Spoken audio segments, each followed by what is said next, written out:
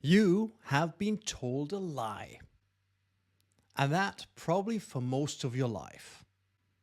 Now, the lie is this, that some people are simply born to speak, that they walk onto a stage relaxed, confident, charismatic, because they won some sort of genetic lottery, and you didn't. Now, I believe that for almost 30 years. And looking back, I think it's probably, no, it's certainly the biggest reason that smart people stay quiet. Because if speaking's some sort of a gift you were born with, why should you try if weren't born that way? But here's the thing. This is completely wrong. And I can prove it. Now, a few years ago, I went back to my old school for my 20-year reunion. I walked into my old classroom and just by the pure smell, you know, how smell does things, I was instantly back there and 17 again. And it wasn't great because in that exact room, I once had to give a presentation. I don't quite remember the topic. I don't really remember the teacher. But what I do remember is the feeling. Cold sweat, no sleep for days before, and that overwhelming feeling that I simply wanted to disappear, like instantly.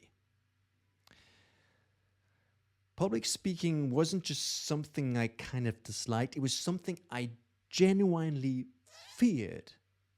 Now, if we had some sort of a group project, I would immediately volunteer for anything except presenting. I'd say, whatever there's to be done, I'll do all the work, the research, printing something, I'm in, buying snacks, let's go happily.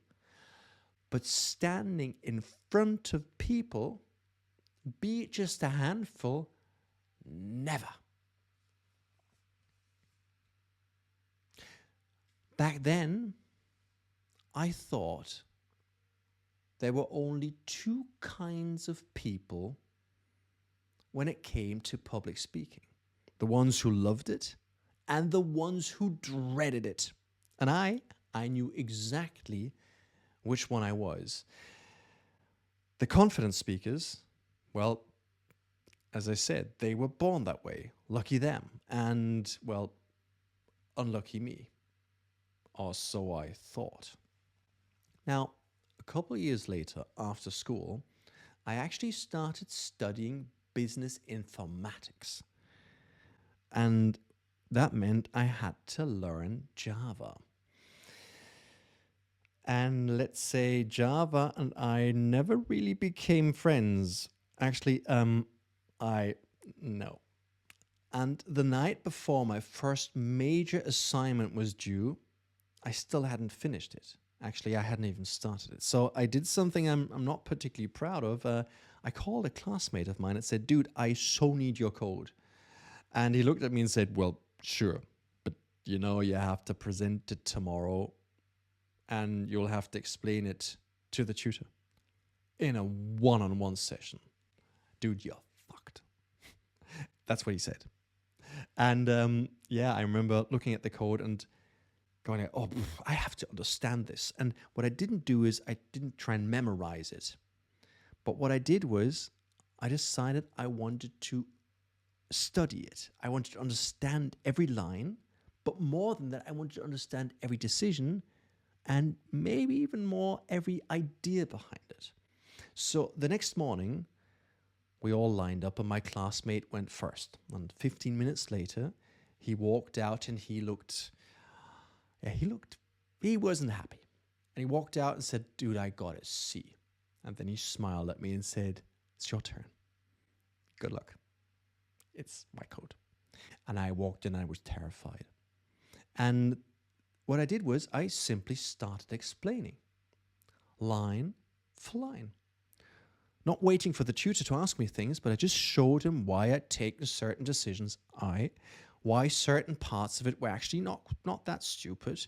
And I just kind of led him through it. And here's something what surprised me. I wasn't thinking so much about myself anymore, but in that moment, I was thinking more about the idea, and I got really excited about it. I enjoyed that. And about 10 minutes in, the tutor stopped me, and he smiled. And then he said something I'll never forget. He said, "That was great. I'll give you an A for this." And I walked out, and I got an A on the very same presentation that had just received a C on the very same code. And I told my classmate, he was furious. He said, "Honestly, how did you do that?" And I said, I don't quite know. And actually, I didn't, not then. But years later, I finally understood something. Well, the code hadn't changed. But what was different, what had been changed, was the way it was presented. The clarity changed. The conviction changed. And most importantly, the story I presented. And once I understood that, something cracked inside of my head. Because I understood if a presentation can change the outcome, then the presentation itself is a skill, not some kind of a gift. And skills, they can be learned. But the biggest lesson came years later. By then, and I'll tell you the full story another time, I'd become a professional event host and speaker. And I'd hosted hundreds of conferences at that point. I'd done television, huge stages, and for the audience, probably what I did looked completely effortless. On the inside, absolute chaos. Every time my hands would be shaking, every time I'd walk out on stage, my mouth would be dry. And very often I'd just plan how to simply run away.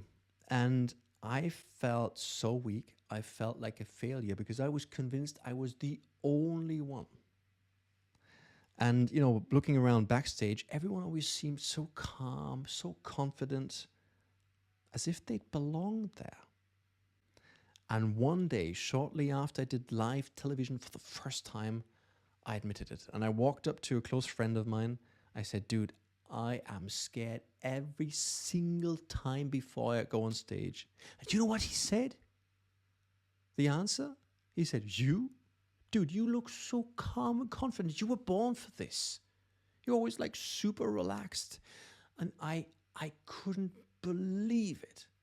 And I told several people, and I always got that reply because I thought just now I'd been on stage shaking, nervous, nearly falling apart.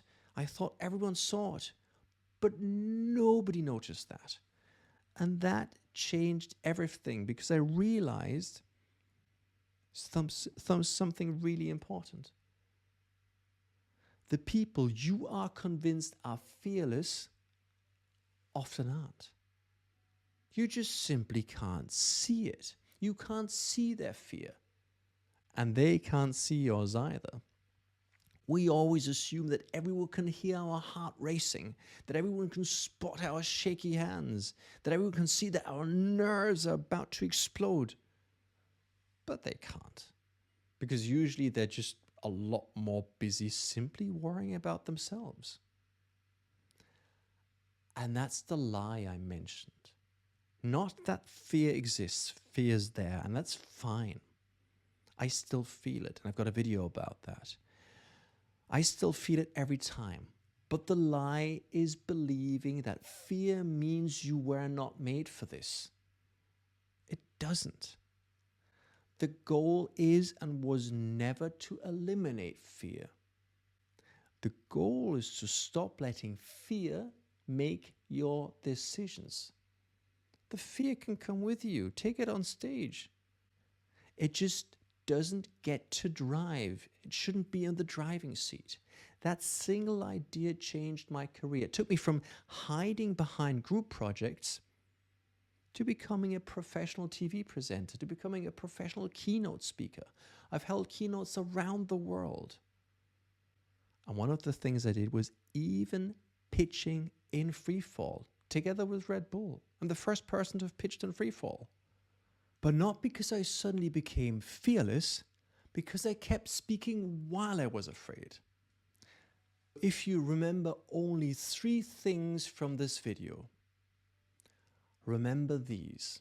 Speaking is a skill, not a gift. Most confident speakers feel far more nervous than you think. And courage isn't the absence of fear. It's speaking anyway. That terrified 17-year-old in the history classroom, well, he's never disappeared. He just learned something new. And so can you. If you want to see exactly what I do during the first 30 seconds before walking on stage, I'll cover that. I'll cover quite a few more of that because my methods have completely changed the way I have experienced public speaking, and it certainly will how you.